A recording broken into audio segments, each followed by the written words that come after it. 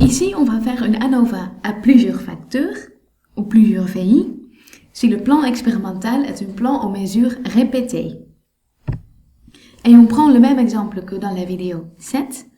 La problématique, c'est toujours est-ce que l'alcool influence la conduite de voiture? Et ça, d'autant plus s'il fait noir. Donc, pour répondre à cette problématique, on va avoir besoin de deux manipulations, deux facteurs, deux VI. La première VI, c'est comme toujours le nombre de bières à 3 modalités. Le sujet va voir rien, ou une bière, ou 2 bières. Et on va ajouter une deuxième VI, le moment de passation, à 2 modalités.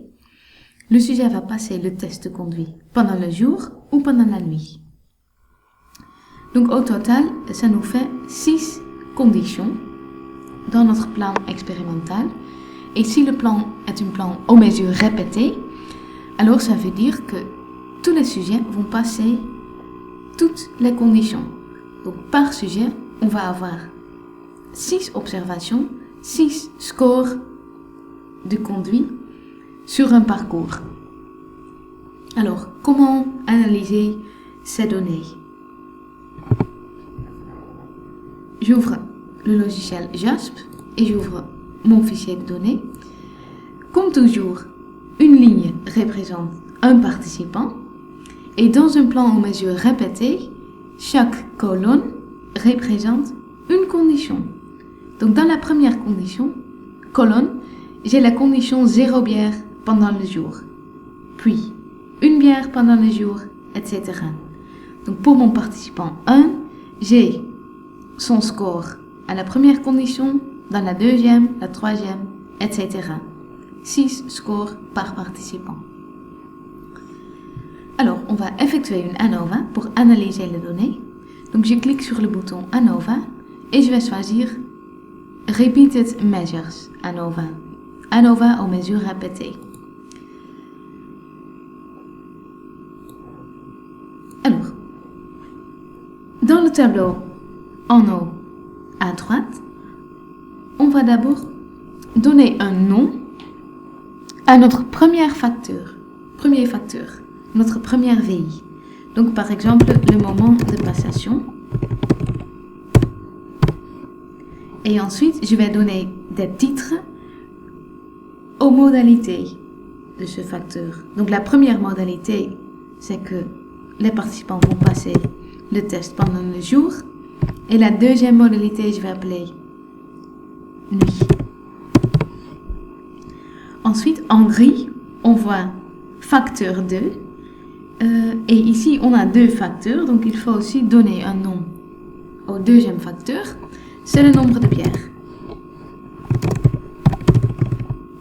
À 3 modalités cette fois, donc je vais donner un titre ou un nom à chaque modalité. Donc 0 bière, 1 bière ou 2 bières. Et ensuite, il faut remplir les cellules vides dans le petit tableau en bas, dans le bon ordre. Donc, il faut d'abord remplir la cellule jour 0 bière. C'est ma première condition. Puis la deuxième,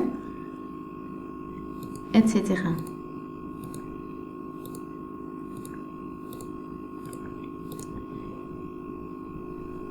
Et on voit dans la fenêtre à droite que JASP a généré un tableau d'ANOVA aux mesures répétées.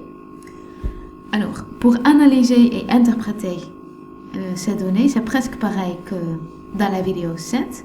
Donc, je vous montre rapidement où se trouvent les degrés de liberté par effet, parce que c'est la seule chose qui change. Donc la première ligne, c'est l'effet principal du temps de journée. C'est significatif, comme tout à l'heure. Et pour les degrés de liberté, on va mettre entre parenthèses 1,13 pour le premier effet.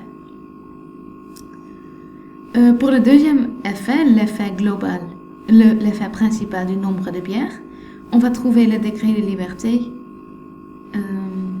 en bleu, donc 2,26. Et l'interaction est significative aussi. Et ici, le degré de liberté qui correspond à cet effet sont 2,26.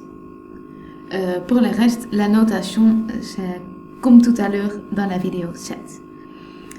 Et pareil pour interpréter chaque effet. Je vous laisse regarder la vidéo 7 parce que dans cette vidéo, les conclusions vont être pareilles.